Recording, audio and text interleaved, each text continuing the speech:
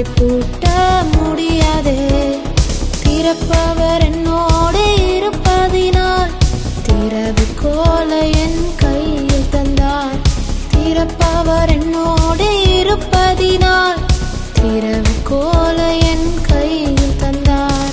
ஏசாயா 43 அதிகாரம் அதனுடைய 19வது வசனம், நான் புதிய காரியத்தை செய்கிறேன்.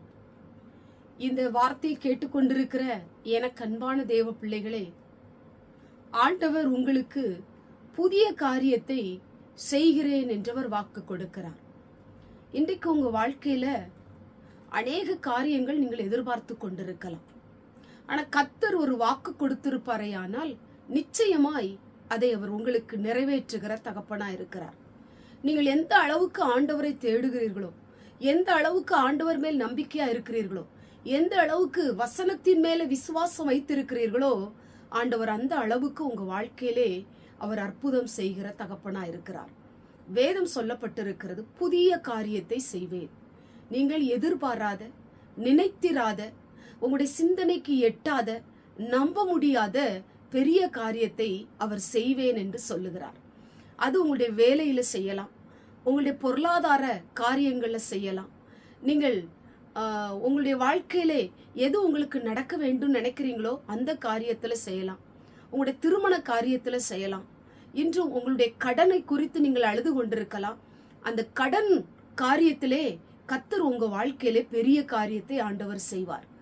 நீங்கள் ஆண்டவர் செய்கிறதை நிச்சயமாக கர்த்தர் எனக்கு செய்வார் என்கிற ஒரு நம்பிக்கையோடு கூட, ஆண்டவர் எனக்கு இந்த வாக்கு கொடுத்துட்டாரு, நிச்சயமா இந்த வசனத்தின்படி புதிய காரியம் வாழ்க்கையில நடக்கும். நான் பழசே நினைச்சு நான் புலம்பிக்கிட்டு இருக்கிறேன், பழசே நினைச்சு நான் சோர்ந்து போய் இருக்கிறேன், பழசே என் நினைவுல தோண்டி என்னை அள வைத்து கொண்டிருக்கிறது.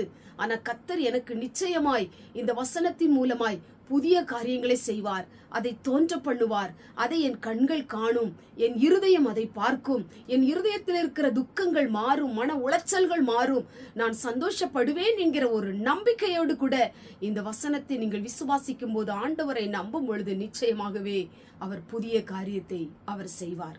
நிச்சயம் உங்க வாழ்க்கையில, உங்க தொழில, உங்க வியாபாரத்துல, உங்களுடைய ஊழியத்துல, உங்க வேலையில, உங்க காரியங்களில புதிய காரியத்தை கர்த்தர் செய்வாரு.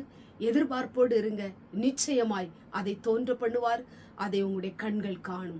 கண்களை மூடி ஜெபம் பண்ணுவோம். எங்கள் பரிசுத்தமுள்ள நல்ல பிதாவே, கேட்டதான வசனத்தின் மூலமாய் புதிய காரியத்தை செய்வேன் என்று வாக்குரைத்த தேவன், இந்த வார்த்தையை கேட்டுக்கொண்டிருக்கிற உங்களுடைய பிள்ளைகள் எத்தனை பேர் என்ன நிலைமையில கேட்கிறாங்கன்னு உமக்கு தான் தெரியும்.